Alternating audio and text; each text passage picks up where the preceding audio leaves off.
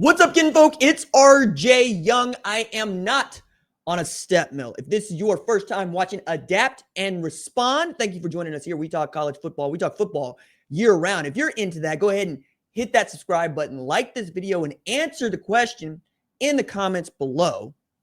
Do you think that Jaydn Ott took a shot at California? Because that's kind of where I want to start this. I also want to talk about the quarterback battle at Ohio State and really the news of Edric Houston and him going down is much bigger deal for the Buckeyes and their chances of defending their national championship, to say nothing of their arch nemesis is also needing to replace their two quality defensive tackles, had 3 top 90 draft picks on that defensive line last year.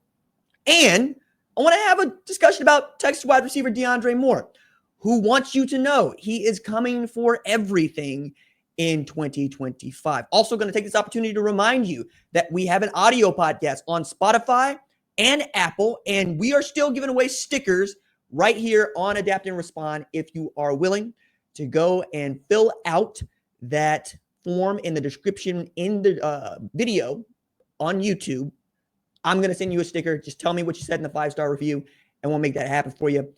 Going to have merch pretty soon, but stickers is not going to really be a part of it because I want that to be about you and me and supporting that audio podcast. And if you're listening on the audio podcast, I'm grateful to you for that. I realize that YouTube for some folks is what it is, right? That's what it is for me. I listen to podcasts on YouTube more than I do anywhere else. But as we're growing the show and as I'm able to add more staff to the show, this is getting very excited. Also, remember that I got the 136 coming up, the RJ Young's Ultimate 136 coming up here in just a couple of weeks. Very excited about this.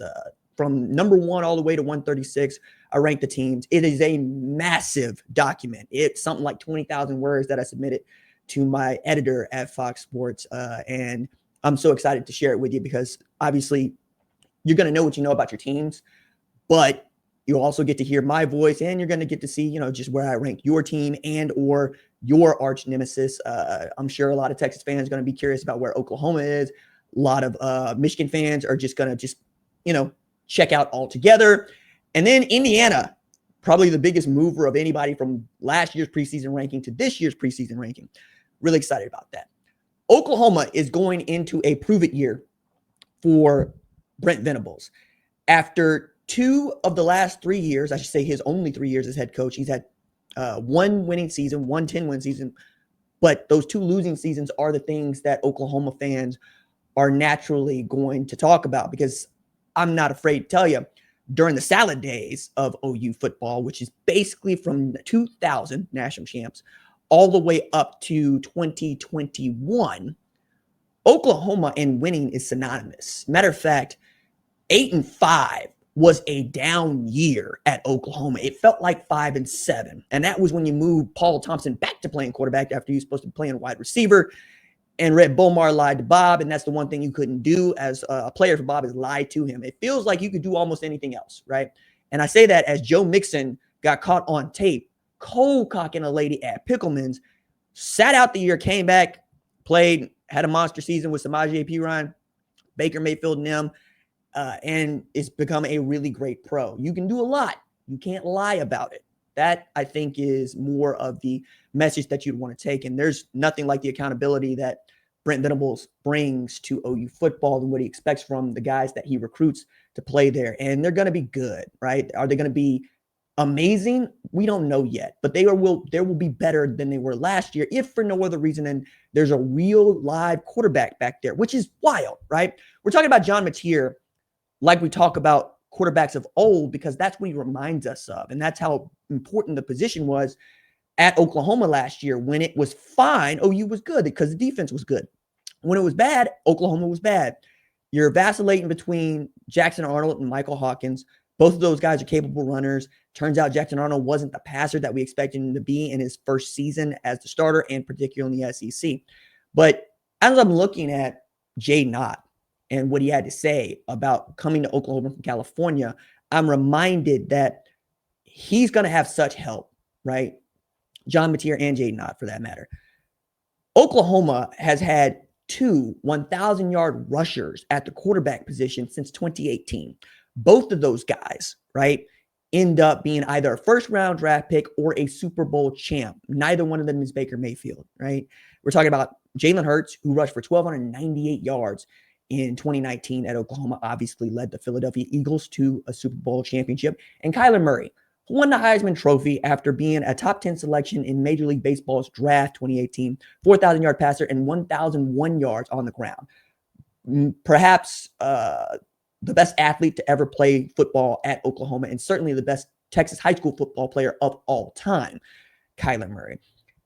Now you get a guy in John Mateer, who is a 3,000-yard passer and 800-yard rusher at Wazoo, and hopes to bring that skill set to Oklahoma, but he's going to have help in a guy like Jaydn Ott, who, when he was last healthy, rushed for 1,300 yards and 12 touchdowns with 26 catches for almost 200 yards at Cal. Was the straw stirring the drink out there. He was hurt for a lot of 2024. He goes into the portal. He comes out at Oklahoma, a huge get for Jim Nagy in his first year as general manager at OU.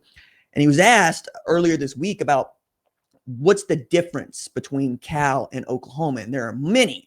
And I thought the way in which he decided to answer this question was both telling and going to get blown up like it has. So you've probably seen the headline.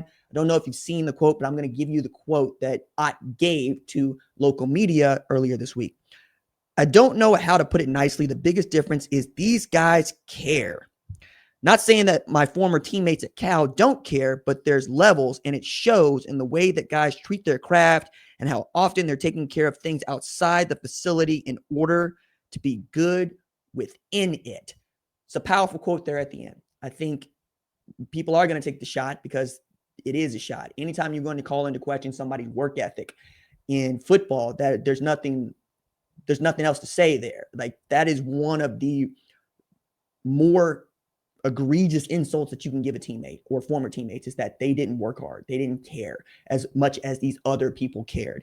But it also is really telling that Jaydn Ott is going from Cal, Berkeley, Golden Bears, decent to good football program, most of its time, but not on par with the kind of we need and have to win in football that you'll find at Oklahoma.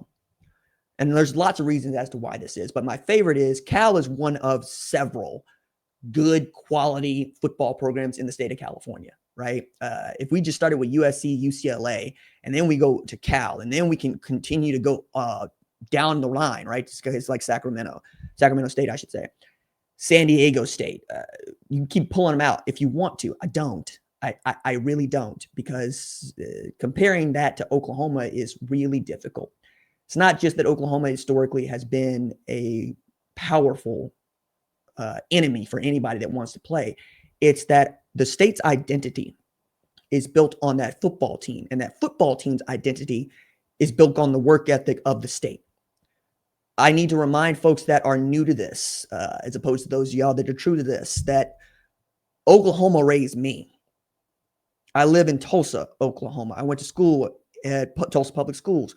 I went to the University of Tulsa for undergrad. I went to OU for grad school. I lived for 6 years in Norman covering OU football. I did 2 years commuting from Tulsa to Stillwater to try to pursue a PhD in English before this job found me. Did a couple years, actually I did a year as the 9 to 11 a.m. host of the RJ Young Show on the Sports Channel here before getting the job. But all of it comes back to OU football. Why OU football?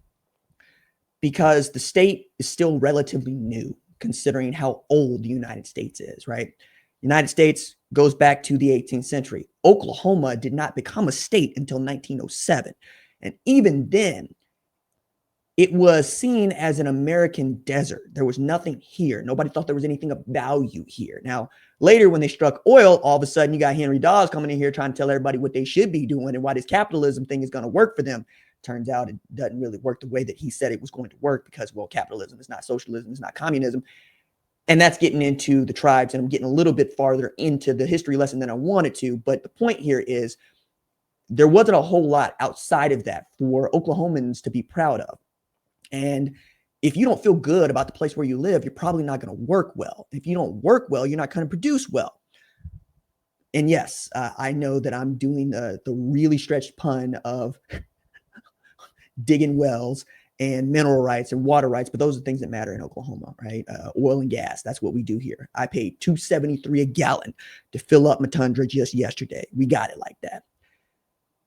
But Dr. George Lencross is the president at Oklahoma, and he recognized what college football had meant on the East Coast to not just the popularity of the universities, but to the psychology of the people that have inhabited the town, right? I think another great example of this would be the city of Clemson in Clemson, South Carolina, where there ain't nothing there but but University of Clemson, right? Clemson, Clemson University. And I'm going, surely that's not how it worked. But yeah, the botanist, Dr. Cross was a botanist. So let me go get a good football coach to come in here and see if we can't flip this thing into a winner. And that's exactly what happened. Like, he needed to go get Jim Tatum so that he could get the Bud Wilkinson. And then Bud Wilkinson creates the monster by essentially doing what we do today. He went and got some old ass transfers to come in and run and ruin these young college kids. A lot of guys on the GI Bill that, in their mid-20s playing college football, whooping everybody. And you get the birth of the monster. And then you get Barry Switzer feeding the monster in the 70s and the 80s. You got that lull in the 90s. And then here comes Bob Stoops and we get the sustained amount of success. And Jaydn Ott is feeling that. He's feeling that because it is a massive deal to play football at Oklahoma for Oklahomans. And you don't get to take it lightly. I'm fond of telling anybody that'll listen, look, the name on your back is yours. The name on your front is mine. I gave it to you in good standing. I expect it returned with the same level of care. Okay? It says Oklahoma on the front. That's me. That's my name. That's who I am. That's why I kind of giggle anytime somebody wants to tell me, RJ, you like Ohio State. You talk a bunch about Texas, talk a bunch about this team and that team. Fact of the matter is, I talk about the teams that y'all want to hear me talk about. But I'm always going to talk about Oklahoma because this is my team, right? If I didn't feel that, we wouldn't talk about it. But I do. And now that Jaydn Ott does, good luck with this Oklahoma team. We come back, let's talk about Ohio State and what they expect from their quarterback derby.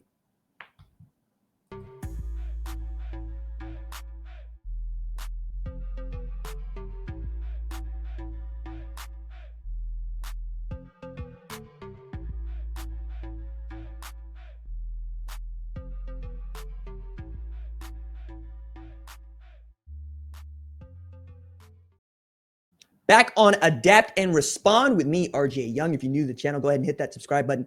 Like this video and answer the question in the comments below. Do you think that Lincoln Kienholz has a real opportunity to win the starting job at Ohio State over Julian Sayin, who, by the way, we should mention, was the backup on the depth chart for the Buckeyes in 2024? Now, I think the thing that people might say is, he didn't really play that much. And he didn't. Like, he appeared in 4 games, and I think he threw the ball 12 times.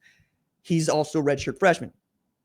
Whereas Lincoln Kienholz is a sophomore who got meaningful snaps against Missouri in the Cotton Bowl because he had to. Devin Brown goes down. Can't really be expected to move with the ball. Lincoln Kienholz is trying to hold this thing together. But the thing that I think Lincoln Kienholz has that Julian Sayin doesn't is size and athleticism. One of the things that goes underreported is that he is every bit of 6'3", 215. For perspective, Arch Manning at Texas is 6'4", 220.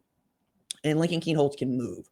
But is he the passer that Julian Sayin is at 6'1", 205-ish? Put on a little weight since he got to Ohio State from Carlsbad by way of Alabama. So as we're discussing these things, I wonder what it is that Ryan Day is thinking about. And we got to hear, he said, look, we have good pieces around them. So they just have to make the routine plays routinely and have command of the offense and make great decisions.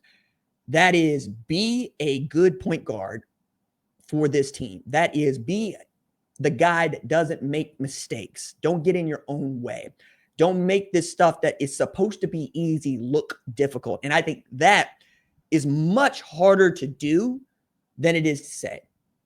it is really difficult to say, hey, be the last guy to break and then, hit the corner. Some of this is about innate ability. And I think Ryan Day, he has that in Julian Zayn and in some respects to Lincoln Kienholz, but you can have leaps. You can have guys that make leaps. You can have guys that somehow put it all together. Usually, though, that happens after a tremendous amount of reps. It doesn't usually happen because you're in the film room or because you've been doing your individuals. It happens because you've been in game time situations often enough to know what to expect. I think of it in terms of how we learn large language models. I think of it in terms of how we learn the patterns that lead to us mastering an activity. For those of y'all that follow me like on the Instagram, one of my side quests now is like cycling. And I say cycling and not bike riding because there is a difference. And as much as I don't want to be pretentious and give anybody the wrong idea here, because I really don't. I'm brand new to this. I go from riding a fixed gear to, getting on a bike with gears. And I'm used to mashing up hills. I'm not used to gearing down and feeling like a dumbass doing this real fast. But what you're doing is you're saving your energy and your lungs for the downhill so that you can continue to shift up and gain tremendous amounts of speed and gain speed over time, which for me is a lot like racing. My body is still learning to do this. It is really difficult for my body, which is now at this point in my life, built to run, sub 20-minute 5Ks into the kind that can just eat bike miles, because I feel like Bambi with a turbocharger on ice, right? I'm still getting used to the machine underneath me and what I can be expected to do on it. But it's weird to know that I have the lungs and the heart and the legs to get it in. Like, I'm not tired the next day after 20, 30, 40-mile ride. What I am is pissed because there are little things here and there that, as they say, just takes time in the seat. You got to be on the bike. You got to be on the bike for however long you got to be on the bike. And eventually, over time, little things will fall into place. And then your talent gets to take over. Lincoln Kienholz hasn't got enough seat time to be expected to play at what I think his potential shows. Julian Zayn perhaps is a little bit further ahead, but not because he's been playing at Ohio State, but because he's got more innate natural ability. There are things that where I'm learning how to, say, ride this bike. It's funny. I'm learning to ride a bike again.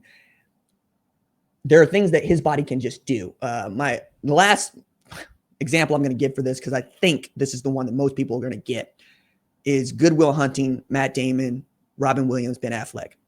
When Matt Damon's character, Will Hunting, is talking to his girlfriend, played by Minnie Driver, and he says, somebody can sit down at a piano.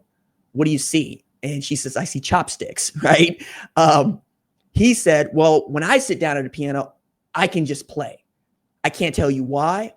I can't tell you that I spent all this time learning to do it, but I can just play. That's where Julian Zayn is. And I'm not sure that Lincoln Kienholz sits down and sees chopsticks, but I don't think he sits down there and starts playing Chopin, to put that as cleanly as I can. So as they're going through camp, are they going to have a starter? I feel like that's going to be it, right? Ryan Day wants to have a guy that everybody knows going into game week against Texas. Because if you go in there with two guys, it's not necessarily indicative of a strong quarterback room. That's what it is. It's not that you got two guys that are just as good, because I don't think that's true. I think coaches are lying to us when they tell us this. It's that you don't have a guy. We saw this last year in Michigan. You don't have a guy, you're screwed. That means that neither one of these dudes could separate, which means they're both still learning on the job. And you got to go with the guy that gives you the best upside given the kind of offense that you're running, which usually means you're going to go with the dude that can take care of himself, meaning that when the rush gets there, he makes something happen and gets rid of the football. Those are the things that are going to let these guys separate. I think Julian Zayn has a few more of them. And if you hear the players that have played with him, gone through practice with him, there is a clear separation in their minds. And I think giving Lincoln Kienholz the opportunity to have a eureka moment during camp and maybe surprise some people is really cool. And it's also a message you get to give the rest of the team. But let's not be coy about this. There's a 5-star that was committed to play for Nick Saban in Alabama that fell into your lap that sat a year behind the guy that led you to the national championship. And that guy says, I think they got a really good one. If nothing else, it reminds me of the way Baker Mayfield was talking about Kyler Murray. When Baker was setting all these records, the one thing he kept telling anybody that would listen is, Kyler's going to break them all. You guys have no idea just what's coming. And we thought we did, but we didn't. You know, like the Orange Bowl went the way it did against Alabama, and Oklahoma got destroyed. But I remember Kyler Murray passing for 300 and rushing for 100 against a defense led by Quentin Williams, going, all right, that man is different. Let's see what happens if you can get him the kind of support that he deserves, Arizona. We come back. Let's have a discussion about DeAndre Moore and how he wants to leave Texas as the best wide receiver to ever do it.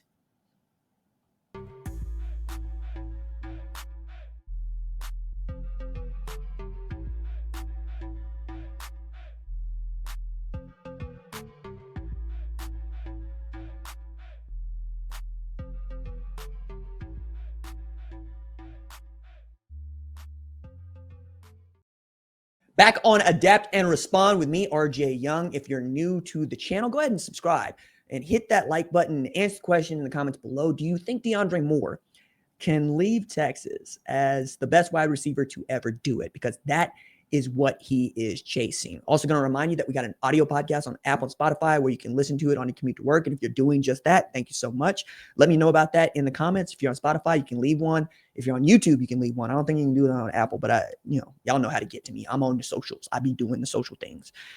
DeAndre Moore did not mince words about what he wants as a wide receiver at Texas. And that has really jostled in my brain what I think is going to be a dominant receiver, potential target for Arch Manning. Now, Jack Andrews is there, and that's the best tight end outside of Max Clare in the portal and was one of the better players at Cal last year. So you're going to have that guy. You also got Ryan Wingo, who's probably the most talented guy in that wide receiving corps, but still has a little bit of growing up to do. But DeAndre Moore is playing a position that was once occupied by Jordan Whittington in the slot, and there was a kinship last year between Arch Manning and DeAndre Moore in the limited time that we got to see Arch Manning play. And while Moore was describing, the difference in the wheels between Quinn Ewers and Arch Manning being night and day, one of the other things that I thought was interesting is he got a question that usually is a softball, it's a layup, and you usually don't get an inspired answer from a question like, what do you want for yourself in 2025? Because what guys usually do is they talk about the team. They talk about the team goals. They don't make it about themselves. And I understand and realize why. You don't want to be the guy that is making it about you, even though somebody's asked the question about you, because that's the point. As a person who's trying to write these fall camp stories years ago, that's the thing I got to get guys to understand. I'm going to write about the team. I'm going to write about the team's goals. But the reason I'm asking you this question is because that's the question people want answered by you. I'm going to write a piece about DeAndre Moore. And he gave a quote that was worthy of a piece about DeAndre Moore. I'll give it to you now. It's told Inside Texas. First and foremost, I want to win a natty. Team goal, right? Also, Texas has not won a national championship in 20 years. Then he said, I think we've gotten to the doorstep 2 years in a row. Too many for my liking, meaning he would have liked to cash in on those eyes too. I want to win a national championship. We got short in the SEC championship, or came up short. I want to win the SEC championship. So that's two. You want to do two things you haven't done already. Win the SEC championship, which frankly might be harder than winning the national championship, depending on how you think about Georgia and the SEC and what usually happens with the SEC champ. They usually go deep into the college football playoff. And as a matter of fact, it's the first time in some time that we haven't had an SEC team in the national championship game in 2 years in a row, right? This is a real prove-it year for them as the Big Ten is going, oh, we out here now. We run this. And this is going to be really cool to find out which one of these conferences is still on top at the end of 2025. But then he said, as far as personal, I want the Texas touchdown record. I want at least 1,200 yards receiving, and I want to win the Biletnikoff. Okay, now it's a party. Okay, Texas. Do you think he got one? Or at least he think he got one. So let's take a look at what it is that he's actually saying he wants to try to accomplish in 2025 on the football field.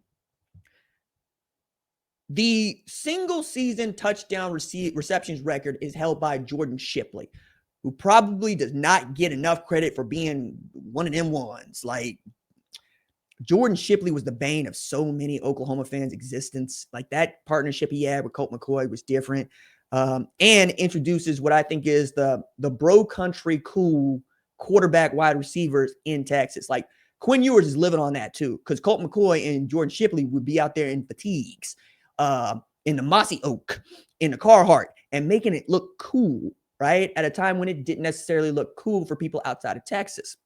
Really get to change that because Jordan Shipley was a dude and Colt McCoy was a dude. So what's the number he needs to get, DeAndre Moore needs to get in 2025? Be 14 receiving touchdowns.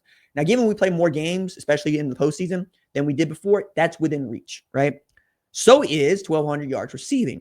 It's interesting. Since 2019, nobody has had more than 1,386 yards receiving. That would be Devin Duvernay, who's super duper fast and felt like played for 8 years at Texas. But the receiving record is held by Shipley, surprise, surprise, who had 1,486 receiving yards in 1 year. Again, Jordan Shipley was a monster. What Ryan Broyles, shout out to the man who's always trying to tell you to save your money and buy real estate, had in Oklahoma, 365 freaking receptions. And it felt like Ryan Broyles was not only always open, called a man 7-Eleven because he was catching everything. The doors didn't close. He probably could not find a key if he wanted to lock the doors because he was that open all the time. That is who Jordan Shipley is at Texas. People know Hollywood Brown. They know CeeDee Lamb. That you can keep going down the line on the wide receivers people know. But the dude that they should have known, and I think fits because he didn't have the kind of career that was indicative of his college career at least, like Jordan Shipley. Ryan Broyles, Jordan Shipley, 1-1 for me. If you're a Texas fan, you hate Ryan Broyles. You cannot stand him. It's like the Woods brothers at Oklahoma State. Donovan Rashawn more than Donovan. But damn it, somebody put a body on that man. That's how I felt watching Jordan Shipley. Yo, we gonna let this white dude just keep running up and down on us? Hey, RJ, why you gotta bring race into it? Because he is, and he was, all right? Just like Tavon Austin going 7.5 yards deep, getting handed a rock at West Virginia, nightmares. Darren Sproles, who's my size, nightmares. That is who Jordan Shipley was. That is who DeAndre Moore wants to be. Oh my God. I did not think I was going to get this over chill to the boiling point.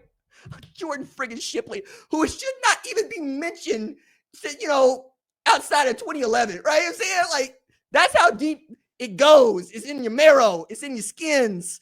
Woo! I hope there's a Texas fan out here that felt the way I felt about Jordan Shipley, about Ryan Broyles. That would make my day. If that's you, tell me in the comments because I need to hear it. And becoming the first Biletnikoff Award winner at Texas would make him a Biletnikoff Award winner at Texas in DeAndre Moore. The problem that DeAndre Moore faces right now is Ryan Williams at Alabama, and the Martian, Jeremiah Smith, the dude from another dimension. Forget, the Martian is Marvin Harrison Jr. Jeremiah Smith got to be 838. He got to be from somewhere else. You know what I'm saying? Like, I don't think that Ohio State fans think it's that far a stretch for me to tell you that Sue Storm was actually pregnant, not with Franklin Richards, but with Jeremiah Smith. Bring life back to the program that felt like it was dead in the water after they lose to Michigan and absolutely win a national championship. Yeah, you see the parallel there. All right, what is it? Are you the protectors of this world? Too damn bad. You know why? I herald his beginning. I herald your end. I herald Galactus. Man, they gave Silver Surfer the coldest lines in that movie. And they didn't show me no damn Doom. Look, Reed Richards ain't nobody to me. I don't care. I don't care. I can't strongly enough tell you how little I care about Mr. Elastaman. What a stupid power. And his homie Ben, let that man fly more planes. Stop making that man turn into rocks. Okay? And I don't like this Johnny Storm happy-go-lucky crap. Like, that's not who Johnny Storm is. That man is a firebrand. That I'm a fire sign. And you know what? I get it. Falling in love with, the bad girl, that might happen. But she got a kid, dog. Like, let me tell y'all something. Johnny Storm and me got this in common. You're going to feel like a trampoline for a single mom. That's just what it's going to be. Like, man, I got a book on single moms. I could tell you ups and downs, lefts and rights. And I can tell you where they at on the apps. I can tell you which kind they're going to be. And to be a single, well-to-do 38-year-old black man, kind of where I be about. Y'all really need to get off this passport stuff. That makes me uncomfortable. I don't like that at all. I'm going to be from here, and I'm going to be doing it here. However, I think if Johnny knew that Silver Surfer had a kiddo, maybe he'd just be a little bit more wise about that. Just a little bit more wise about that. Maybe taking into account there's a baby daddy over there somewhere. Now, they might not talk, but they talk. I'm not saying, anything untoward's going on there. I'm just saying you're going to be dealing with somebody calling you because, hey, do you got this person's jacket? Do you got this person's clothes? Or they're going to be calling because, hey, you late with the money. You know what I'm saying? It's just going to be part of life. To say nothing of, single mom ain't got no time for your BS, dog. Like, that's why you put your hand on her surfboard and she knocked your ass off because she got to get home. She heard that kid crying. Okay? You got the ears. I got to go. And then, you get the third degree. You get the part about, see, you ain't got kids, so you'll do this. And let me get off of Johnny Storm. Let me get off of Johnny Storm. Let me get off of Reed Richards. Let me get off Sue Storm. Let me get off Franklin Richards. And just tell y'all, a little boy that can create whole dimensions with his brain, that's a problem. Like, that's the dude Lex Luthor should actually be telling everybody to be warned about. Forget Superman there for a second. That's Jeremiah Smith.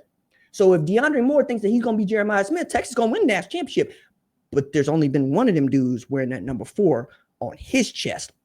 And right now, feels like I can just go ahead and write his name in for the Biletnikoff Award, if not the Heisman freaking trophy, because now everybody knows, especially at Ohio State. Julian Saban, Lincoln Keenholz, y'all want to start a job? Throw that dude the ball. Throw that man the ball. It's going to be some Weeden the Blackman stuff. It's going to be Dana Holgerson going up to Brand Weeden going, I just throw it to Blackman. I just throw it to Smith. I really need a Victor Von Doom. And you know what? Maybe I'm just going to have to get on that green cape myself and get my MF on. It's going to do it for this episode of Adapt and Respond. Thank you for joining us here. If you like the show, subscribe, rate it, review it, and let me know what else we could be doing. Deuces.